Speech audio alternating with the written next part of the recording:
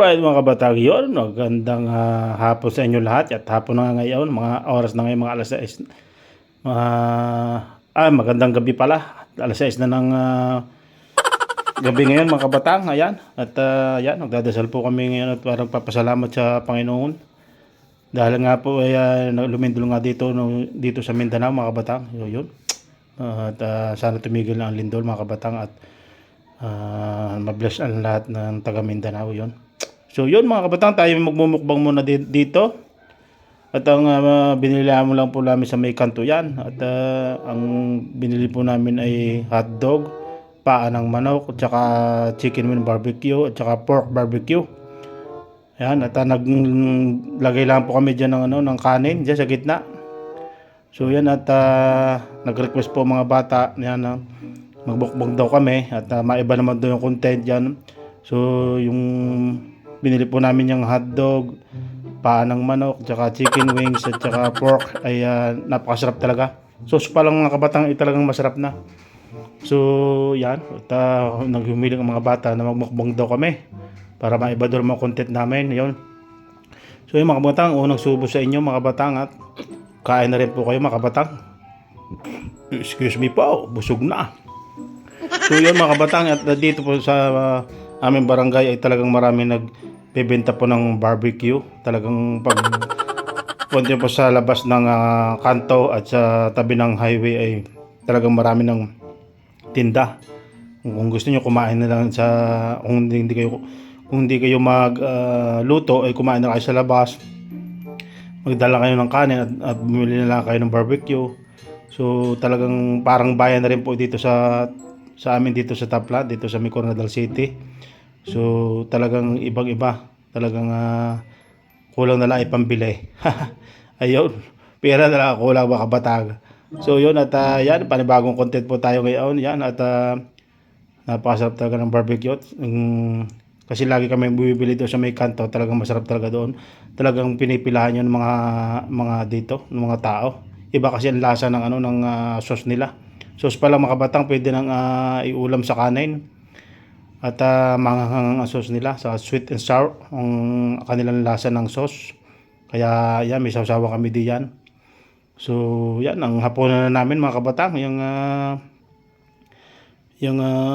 barbecue yan mga kabatang. So yun, at kanina nga po kaano lang yung kalilindol. So yun, talagang yung naapektuhan po ay Gensan mga kabatang. So talagang marami pong gumuho sa Gensan. Kasi sentro po yun ng lindol, 7.8 po ang magnitude. Kasi yung Gensan po malapit po yun sa tabing dagat po yan.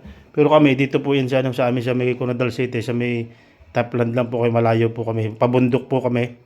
Yung Coronadal City po ay the Crown City. Coronadal, yun po ipalibot ng bundok.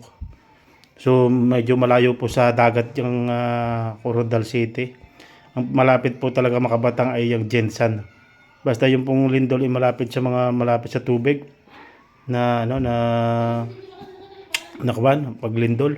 So talaga pong para talagang dinuduyan mga kabatang ay yung 7.8 na lindol. Talagang ako sanay na mga kabatang sa sa Taiwan 7.4 naman ang aking naranasan sa Taiwan, pero dito pinakamalakas talaga 7.8 yung lindol dito sa Mindanao.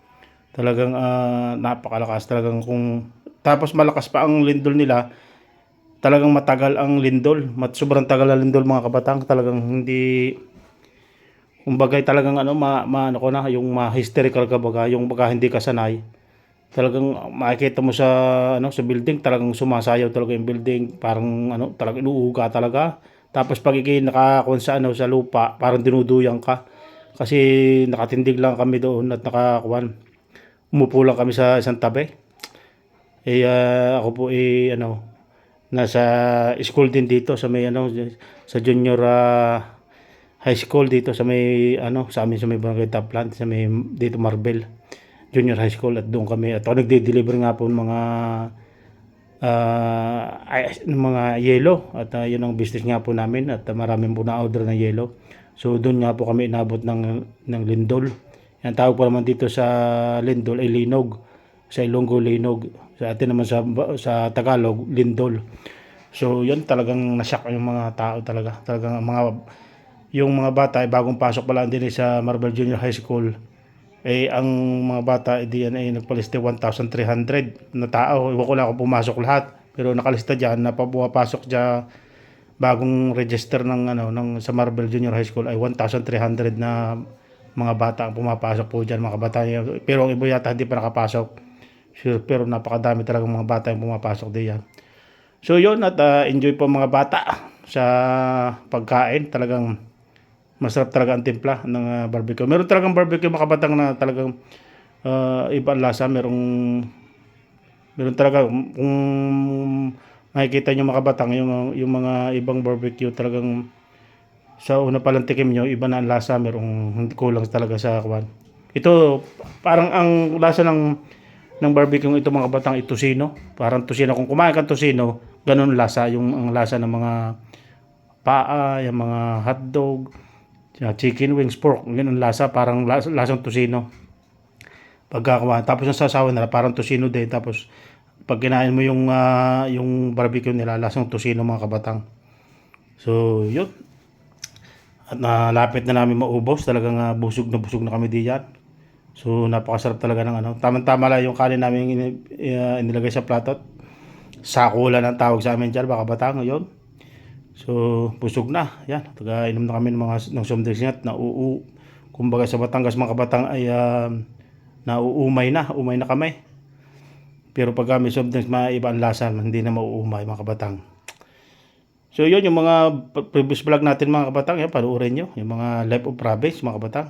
So yun, lagi nyo makikita yung mga kabatang sa Life of Province. Yung makikita nyo, Life of Province yung mga aking mga yung makikita nyo sa aking YouTube channel, Life of Province. Tapos kung anong title yan, makikita ninyo. Dahil ang aking mga vlog ay mga kabatang ay yung araw-araw na ginagawa namin dito sa Mindanao. Dahil nga po kami ay taga Mindanao ngayon, dito na kami tumira.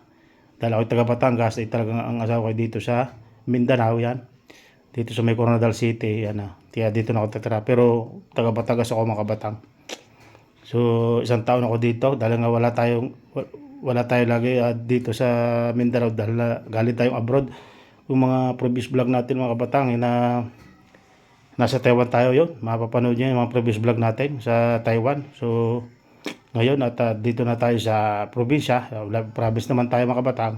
So yun, mapapanood nyo mga kabatang yung ating mga ginagawa sa araw-araw. Puntang bukid, dito sa loob ng bahay, yan, pagluluto, yan, kung anong ginagawa natin mga kabatang sa araw-araw, yung routine natin araw-araw.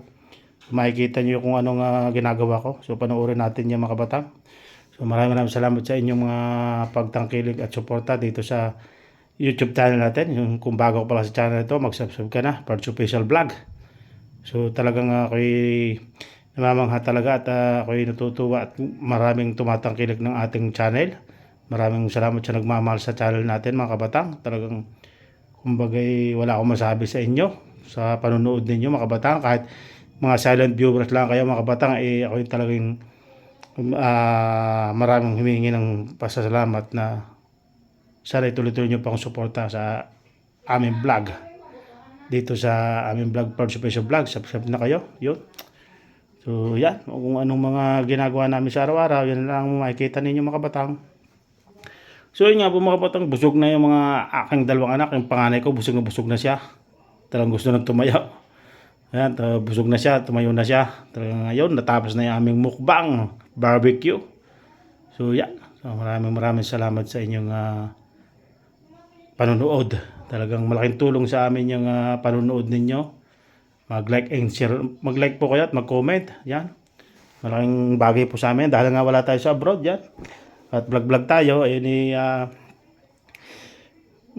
matatanong nyo pag tayo nasuldo tayo sa YouTube, namimigay tayo ng bigas. Pero sana makapagbigay ulit tayo ng bigas mga kabatang. Maitulong natin at baka sa mga walang pansaing sa bigas. Yun mga batang, at ubos na, buto na lang natira. So yun, maraming salamat sa inyo panonood mga kabatang. So ulitin, love you all. Bye bye.